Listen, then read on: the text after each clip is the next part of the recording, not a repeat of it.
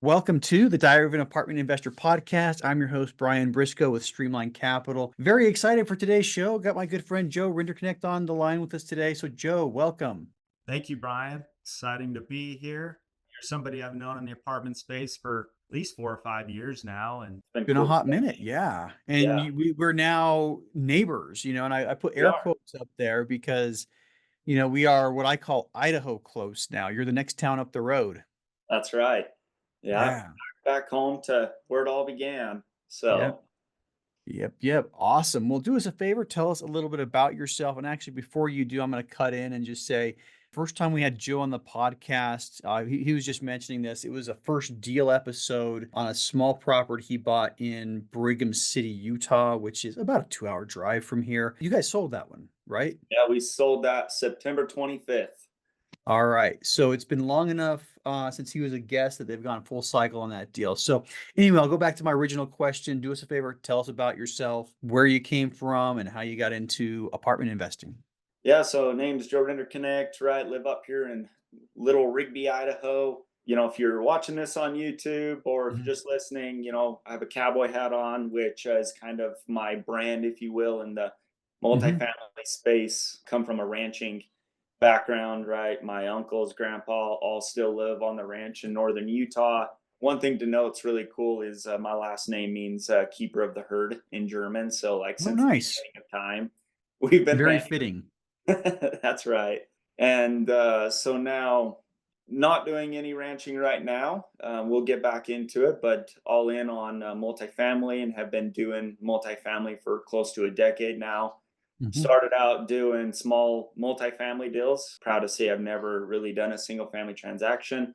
mhm, Everything I've done is duplex, fourplex. Scaled from that to a 24 unit mhm, that we renovated and put into a 32 unit to, now we bought a 54 unit in Montana and under mhm. contract to buy an 80 unit. And so it's been a pretty fun trajectory from where we began to, where Nice. I'm at now. And Well, let me ask the question. What first got you interested in real estate? yeah, so I was going to school at Utah State in Mhm, Logan, Utah, and I had just had a major, life event happen where I mhm, switched my degree essentially from going to school to be an X-ray tech, because mhm, that's what my family and people thought would be a safe, secure job where I could do anything. And I always wanted to do business, but I was living life for everybody else. And after this life event, decided to go all in on my dreams. And so I went to school mhm. for business. And one of the mentors in the entrepreneurship program that I was in was a real estate guy. He fixed and flipped homes and was a Mhm. wholesaler. And so I just, started gleaning a lot of information from him, went out and did what's called bird dogging, which I Yep. highly recommend for anybody trying to get into this space, right? Is go find a Brian or a me that's doing it, figure out what their criteria is, and go find deals, Go right? find deals. Go find Absolutely. deals. Yeah. That's a good way to get your foot in the door and add value to somebody who's just a couple steps down the road from you, right? Mhm. As far as the progress. Yeah. So I did that, and then I actually started the real estate club up at USU because I really wanted to start doing bigger deals than Mhm. kind of the wholesaling, and essentially took off from there. So I started the entrepreneurship club in 2015 and then bought my first deal in 2016. That was a Mhm. duplex. We bought that with an FHA mortgage, Mhm. where we practically lived for free because we lived in the small studio basement, rented Yep. out the two-bed upstairs, built equity in that, and then bought a fourplex subject to the Mhm. mortgage. Just sold that this year actually too. So we've Mhm. gone full cycle on a couple deals Yeah. and And essentially, I won't ask you to go you know, into too many details. I will tell everybody that we talked about all of that on the last podcast episode. So, yeah. we're gonna skimp on that for everybody else's benefit. But awesome. So you did the house hack, you bought the fourplex, and then go from there. We bought the fourplex in 2017. Mhm. The thing that I'll mention too that I think would really help a lot of listeners here, because I kind of make it sound easy just a little bit Mhm. from there, but let me tell you that I'm a lot like a lot of you. Like I grew up doing blue collar labor jobs, right? Mhm. Construction, ranching. Like none of my family are in the real estate and I realized that it was something I wanted to do, especially after the duplex. When you start down that path, you realize the Okay. power of multifamily and what it can do for passive income and generational wealth and whatnot.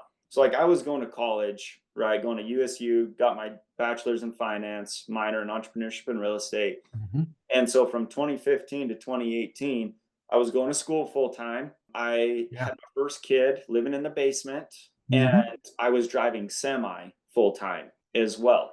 And so, like, there was the summer of 2017 Mhm. where I was literally home for like a cumulative of 3 weeks. Ooh. Yeah. Right? So that sounds like, military life right there. I mean, Yeah. something I'm familiar with. So I think the message that I'm saying is like, no Mhm. matter where you are, Yeah. and you'll learn this from Brian, and I know you have if you've listened. He says at the end of every LinkedIn post is like the Mhm. best time to buy real estate is now, Yeah. essentially, right? Don't wait to buy real estate. Buy it and wait. That's the Absolutely. quote. And Mhm. so I would add to that, start where you're at. Don't wait, get into it. Cause like going to college full time, young family, probably pay. I mean, I was for sure paycheck to paycheck, driving semi full time, cross country, right? Like I had no time Mm. and very little money.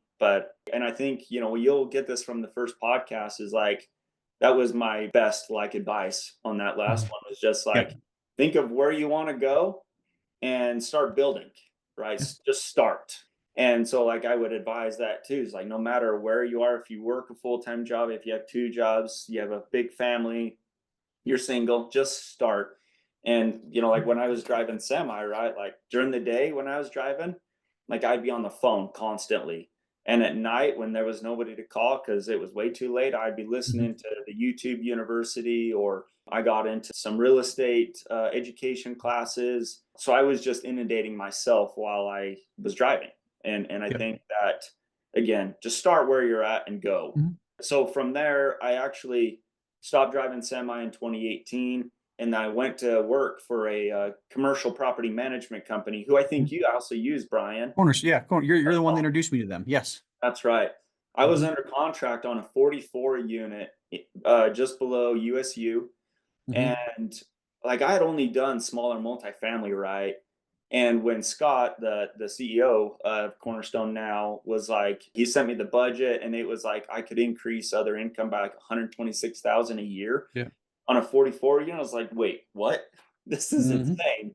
I started a residential property management company just months before, going to single family duplex, fourplex, and like I Mhm. couldn't add a lot of value to what they were doing.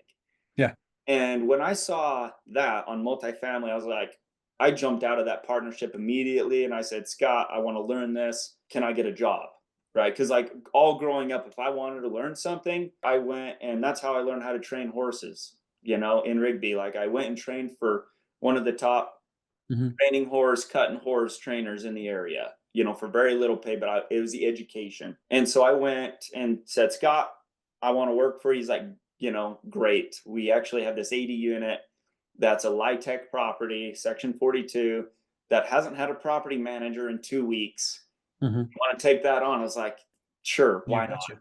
I've got so many good stories with that. But what I'll Mhm. say was when I stepped into that, a property manager had been there for 2 weeks, had high delinquency. It Mhm. had like 15% vacancy. I didn't even know there was crime and cockroaches in Logan until I went to that property. Yeah. So with Those 8 months, cockroaches go everywhere. But anyway, sorry, go ahead. Yeah. So no idea.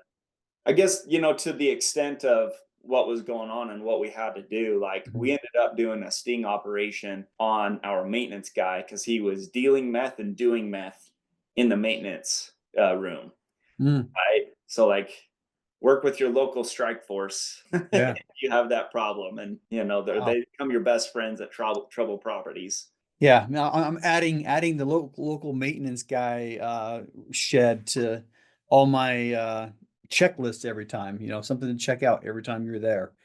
Yeah, Yeah. so got it. Interesting. You got the job with the property management company, got some like literal hands-on experience with the property. From there, where'd you go after that? We were able to get that property restabilized about after eight Mhm. months. Okay. And Cornerstone didn't really have another challenge for me, and I wasn't there to just have a job. Mhm. And so I started working for a couple operators around the country, doing underwriting, cold calling, due diligence, like the whole process from finding the list to skip tracing to calling to getting it under contract and doing due diligence. I did that for the next 3 years with a couple groups out of Vegas and Austin and one in Logan as well. Mhm. And that would take us to 21 when I bought that 24 plex in Brigham City. Yeah. And that's, I haven't had essentially another job since. That's when I took the leap to Mhm. really focus on buying deals, and the rest is Awesome. kind of history on All that. right. We did wave tops, and like I said, for everybody who's on here, a lot of that stuff that he talked about, we went into details a couple years ago. So let's start talking new deals. I know you went full cycle on this 24. You've gotten a couple new acquisitions, and I'm going to let you pick and choose what to talk about. I know you and another local Idahoan have bought that Montana deal together. I don't think I've had him on my podcast. Maybe I should bring Levi on. But He'd be a good yeah, one. I'll let you pick and choose what parts of that you talk about. But yeah, bring us up to speed.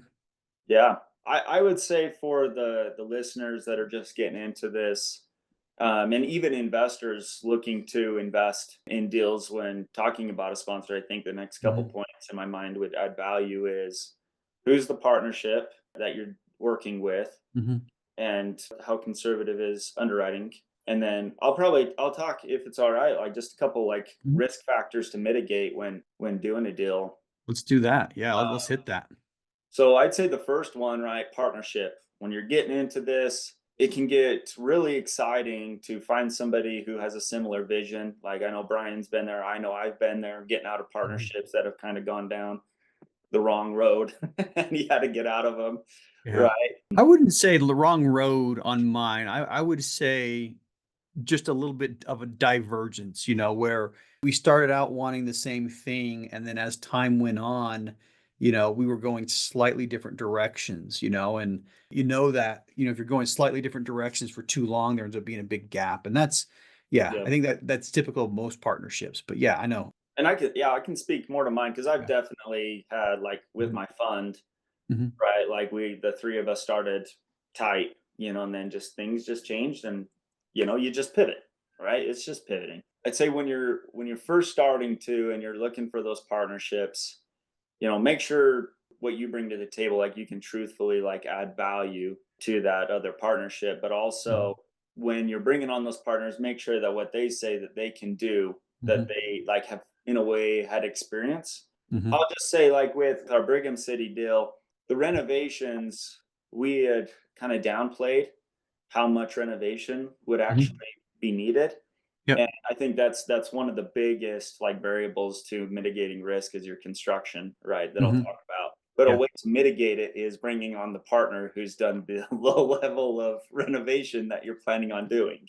Yes, yes, and that's one thing. I think one of the biggest mistakes I made in the first couple of deals was underestimating renovations, and I mean, there's lots to be said there. The very first deal, we underestimated renovations, and the other mistake we made is we didn't do the most important ones first. We did low-hanging fruit, but you know what? Low-hanging fruit isn't always the best way to proceed when you're doing, lots of renovations. But yeah, I mean, that is kind of a very common mistake coming in, and having somebody who knows what they're doing, really, really helps on that one. But I hate to say it, but it's staying on budget is difficult just to begin with. Even as much preparation as you do going in, staying on budget is very difficult.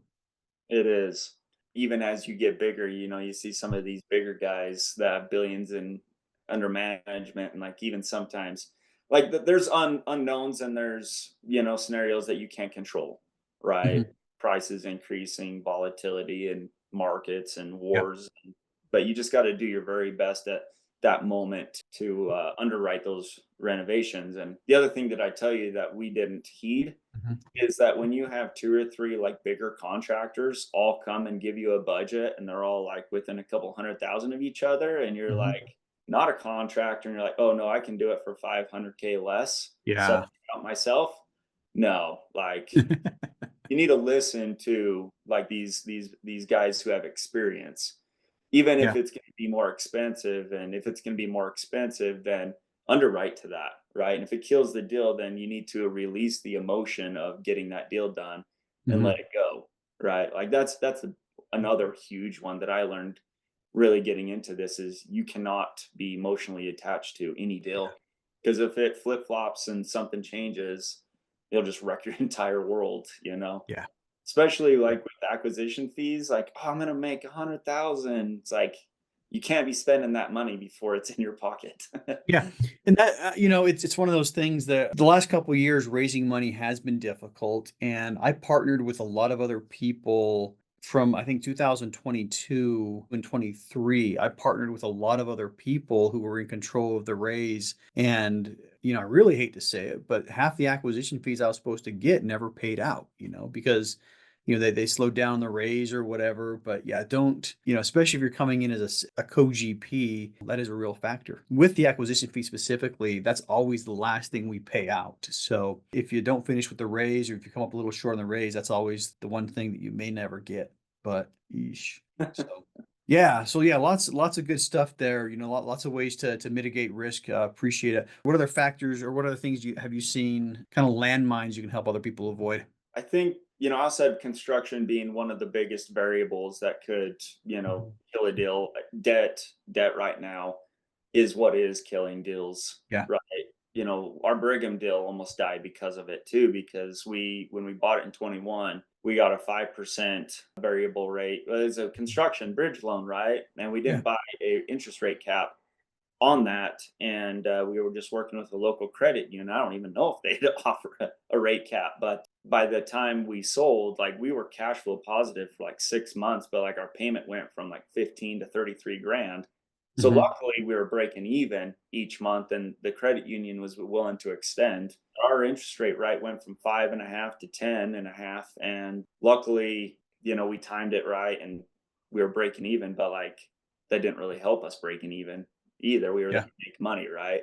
So Yeah. I'm happy to say though, it's just like fully transparent. Like when we sold that deal, like we didn't really make any money, right? Our Mhm. investors didn't really make any money, but we broke even, and we were able to give our investors 100% return of capital. I mean, for people listening, for deals bought on that same timeline, I mean, there's a lot of people that are getting 50, 75% of their capital back, and a lot of people losing money right now. So I would say, in context of where we're at right now, giving back 100% of the capital is a win, so Agree. yeah.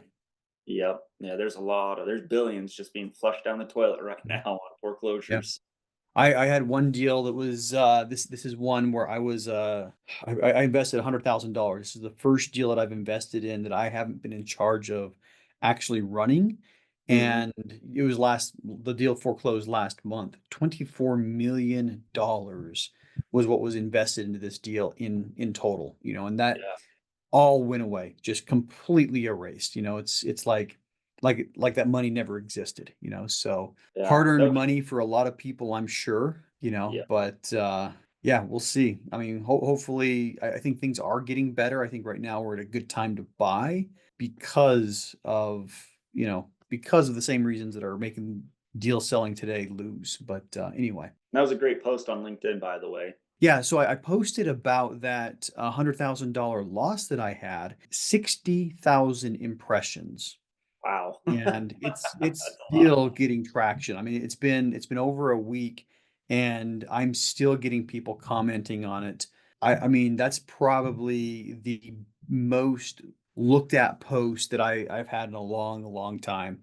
I mean, Yeah. people are texting me about it, people are DMing me about it, but yeah, I Yeah. did. For everybody listening, head to my LinkedIn profile, and should be pretty easy to find that post, because it got so much traction. But yeah, Yeah. I was joking with somebody else. I ought to lose $100,000 every week so I can have I can have viral posts like that. But I don't think no, that's not I good.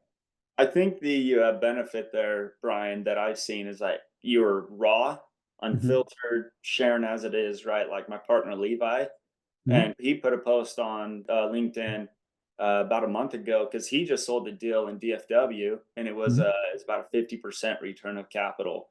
And Yeah. it was raw, right? And he's like, "Man, I've got more comments and impressions, like you said, on that post than he ever has." And I Yeah. think, like, social media, like, people were wanting to see the rah-rah, "Oh, life is so glamorous," but, like, I feel like right now, people just Mhm. wanna see what's really happening, the rawness of the Yeah. situations. My daughter, she's 9, and the wisdom of letting your daughter have an iPhone, fully unlocked and all that fun stuff is a conversation for a different day. But she sent me a video a couple days ago of how to make it look like you're living the best life ever from your own home. And it had like it literally had it was probably she's probably like 18-year-old, but like 18-year-old girl running around and showing her how to make pictures that looked like you were in Hawaii, how to make pictures that looked like you were having a spa day. And it was funny. I mean, she did it was just absolutely hilarious. Like what little types of things, filling up her sink, putting some bubbles and flower petals in there, and literally sitting on her counter and like, "Hey, I'm having a great day at the spa." Anyway, yeah, I think you're absolutely right. Social media is, kind of like a snapshot of, people at their best and happiest.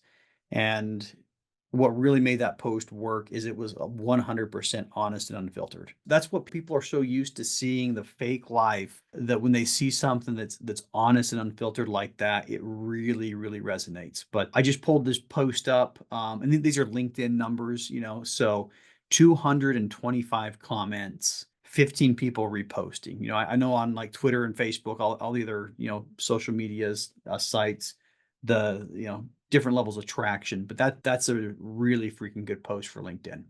Yeah. I think for those listening, right, the learning here, whether you're new getting into it or for an investor, right, I'll speak to the new, Yeah. is that you don't need to fake it till you make it, Mhm. right? Like, you can get out there and start posting your wins, your losses, right? Because I think it goes to the investor is like an investor is going to trust a sponsor that is open about their losses than Yeah. just saying wins, wins, wins, wins, wins, wins, wins. Because then they know that like you're going to communicate better. You're not afraid to. Because that was one of the things that was my biggest learnings from Brigham City is that we did not communicate effectively on Mhm. the problems that were going on and shared too much of a glamorous, a life is good, turning all the problems into sunshine and rainbows when in Yeah. reality we were drowning. Right? Yeah. And so, yeah, I think there's a lot to learn there for people getting started. Yeah. Share it being real, even if you've lost. Going to that, I do have a coaching program, and I was talking with somebody just last week about his way forward, and I basically said, yeah, don't worry about waiting until you make it. Exact same thing you're saying, post about your journey.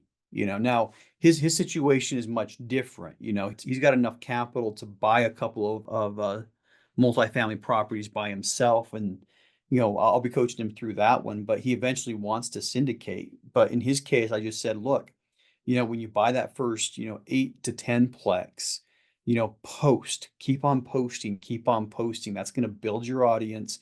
People are going to see what you're doing. And, it's going to establish you as a real estate guy in their eyes instead of establishing you as, in my case, the active duty Marine. I had to really change how other people looked at me before I was able to raise capital. But if you Yeah. start along your journey, wherever you're at right now, and start posting about what you're doing, it is going to get people to start looking at you different at a minimum. And that's the first step to raising money, is getting people to see you as a real estate investor. I mean, now you can't post dumb stuff, by the way, but at least start posting. Don't be afraid of starting posting. And when I say don't post dumb stuff, I think just kind of explaining that. I think you got to figure out what you want your brand to look like Exactly. and have stuff that matches your brand identity. Okay. So, Exactly. and if it doesn't match your brand identity, and I'm going to define what I think dumb is. If it doesn't match your brand identity, put you in a good light, or if it takes away from your brand identity, it's probably a dumb post, if that makes sense. Yep. So. I agree completely. Yeah. But cool, cool. All right. So, Joe, where do you go from here? World domination, or I guess I Okay. should say instead of world, Start with northern a or small the state. I mean, Western Front yeah, domination. yeah. Let's start. I mean, I guess Montana and Idaho are both very large states, but population wise, they may have 2 million between them. Yeah, start local. Yeah. So Yep. how are you gonna achieve world domination? Well, we are, Hmm. as far as focusing going and focusing goes, and I feel like what I'm really good at, what I've done is just working on deals in my own backyard. Like I do Hmm. have a fund where I've invested passively into Yep. some deals in Texas and Ohio, but I'm not actively involved in any of that.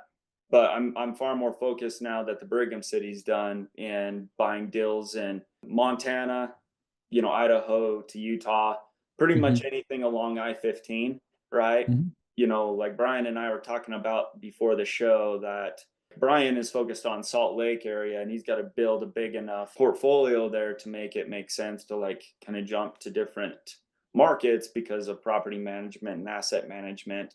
It's an economies of scale. I was talking to Mark Jensen, who's a big broker in Utah, and he's like, Yep. most of the sales that we're seeing right now are satellite properties, right? Somebody who has a 20 unit here or 50 unit there, but they have no other deals in the Hmm. market, right? So we're really focusing on that, right? We bought that deal, 54 units in Missoula. We have a couple other deals that we'll probably be buying in Q1 in Missoula Hmm. as well to Yep. increase that economies of scale.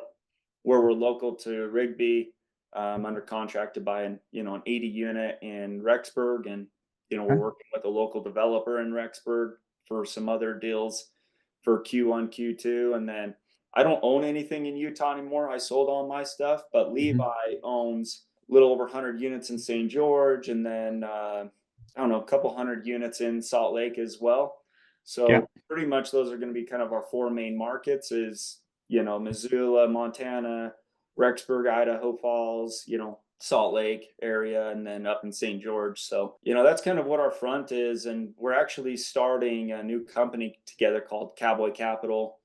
Um, you know, it fits, Yeah, right? very fitting. Very fitting. Because Levi also comes from a ranching Mhm. background too. Yeah. They got a big farm and ranch up in Oregon, and Yeah.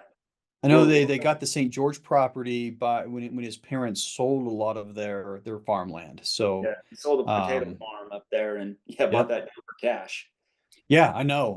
That's crazy. I mean, long time going, kind of tells you the power of real estate. I mean, Levi, what he says. I mean, he didn't grow up like privileged, but they had a lot of land, and over time, that land sold for a ridiculous amount of money, and they bought like I think a 112 unit apartment complex in St. George cash. 111. Um, yeah. And then, I mean, Levi and I, how I met Levi is we were competing on a property in Bountiful, Utah. He ended up getting it, but he called me out of the blue one day. This is kind of tells you how good of a person he is. And he said, "Hey, look, we're both bidding on this. Why don't we collaborate?" I wasn't opposed to the idea of collaboration. When he texted me, I picked up the phone and called my broker. And I'm like, "Do we got this? I mean, what do you think?" And my broker's like, "Dude, you guys are going to get this." So, and I'll be honest, I declined the collaboration because my broker said that we were gonna get that deal, and then he ended up getting it. So, but man, straight up, that's the best deal I have seen in the Salt Lake market in the last 2 years. Mom and pop ownership, they were going through a divorce, but yeah. So Levi, great guy. I'm glad when I saw you guys working on that Missoula deal together. What went through my mind is like, man, I bet you those guys, work extremely well together. So We anyway, do. happy for you. It's been good because we've both gone through some interesting partnerships, and it's Yeah. like it wasn't all for naught, I should say, right? Like it Mhm. helped us realize what a good partner was. Yeah. And Levi is extremely analytical. He's very quick to act, and he's very Mhm. quick to pivot, which I really appreciate because I sometimes get analysis paralysis, and he's just like, Yeah. no, we're going here, and that's why we were able to really jump on Missoula quickly. And so I think at the end, learning here, we'll end Mhm. kind of all these little conversations with the learning for people getting started. In my mind, would be like I know that there's a lot of people like that we both know that invest in other markets. I would say really focus on your backyard and really understand your markets. If you're gonna Yeah. get, Missoula is 4 hours away. To get to St. George is about 8 hours, Mhm. and we can drive there really easily, really quickly. But we know our markets really well too, Yeah. right? So like you almost have home field advantage over somebody in California who's trying to buy here, Texas trying to buy here. And I know that Brian feels that same way with Mhm. Salt Lake, right? Yeah. He knows his market like the back of his hand, and he knows like, that a hockey team is, in town, and how that's going to influence some of the recent deals that he's Oh, yeah. bought. And it's having kind of that long-term look. And that's how we are with, Rexburg. It's most people have never heard of it, and Mhm. like it's a gentrifying market right now. Yeah. So the learning there is really focus on your backyard unless you're in a not so landlord friendly, then go somewhere that's as close to you as possible, right? Yeah, and if you're not familiar with Missoula, Montana, go back to the '90s movie, A River Runs Through It, Love that's that. actually really close to Missoula, and it's just absolutely beautiful Oh country. yeah, My uncle actually used to live there. He was at, I don't remember, I think Montana State is in Missoula, right?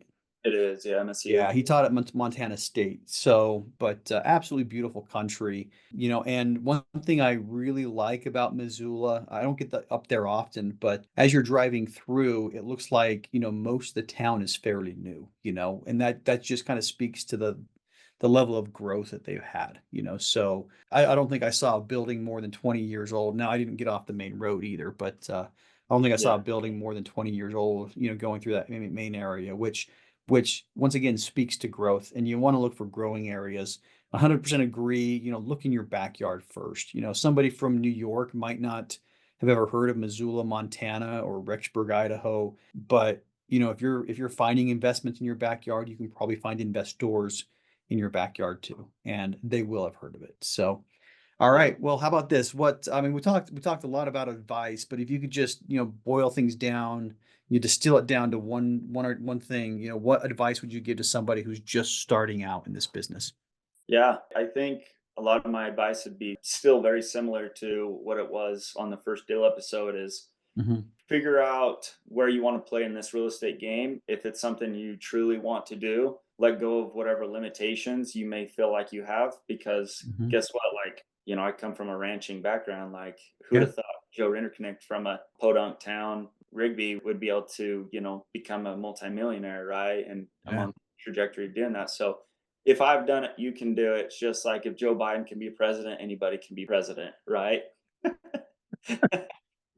All right. Yeah. Good one. Good one. Yeah. So awesome. But yeah, I on the president thing, I haven't picked a winner in a long, long time on the ballot. So anyway, how can listeners learn more about you? Yeah. So Facebook, Instagram, LinkedIn. Mhm. You can find me, just type in Joe Rinderknecht. It's pretty quick and easy to find me. I've got a website too called upcfund.com, Mhm. which will, soon be rebranded to Cowboy Capital in Q1. Yeah. Yeah. And then my email is joe@upcfund.com. Mhm. Especially if you're in Montana, Idaho, Utah, want to talk investing. Because, like you said, we are very focused on Mhm. investors local that we can get Yeah. to really quickly. So, And actually the area you're in Montana, you're just right across the panhandle from Oregon and Washington too. So let's true. expand that. Hey, if you're Eastern Oregon or Eastern Washington, Missoula, Montana is not that far away. So Yeah. Yeah. awesome. Well, hey, congratulations on the new company, and wish you the best and success in the future. And I'm sure we'll see each other here in the next couple, weeks or months or whatever. But Yeah. anyway, thanks for coming on the show. Thank you, Brian. Appreciate you and your show.